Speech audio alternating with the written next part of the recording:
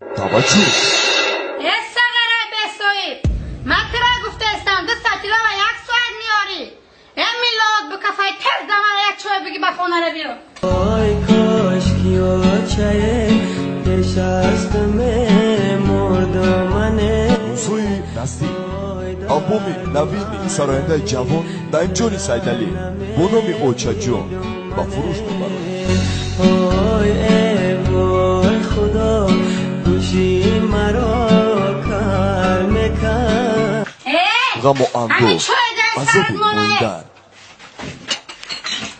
وای من دختر 2 روزه به آتش دوم وای گردن کجمون تزیری هر خانه شدوم وای خدا میگومه هیچ کس به آتش نشود وای دردی سری هم اما با هم خواهد شدوم دیداری اوچا اوچا گیره با 2 چشم سرد دومه از های به اوچا گیره فهمیدومش به اوچا ره نگن یتیمی پشتی در علی شیرین مودا الی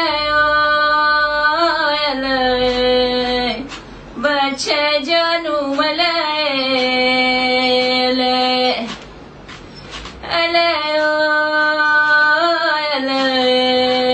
اوچا جون.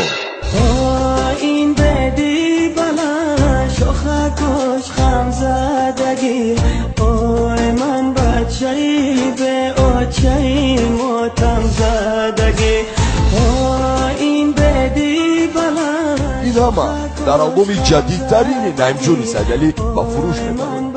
فیته ها رو میتوانه از دکان‌های فیته فروشی دسترس نمایید. تلفن برای معلومات 918 88 57 58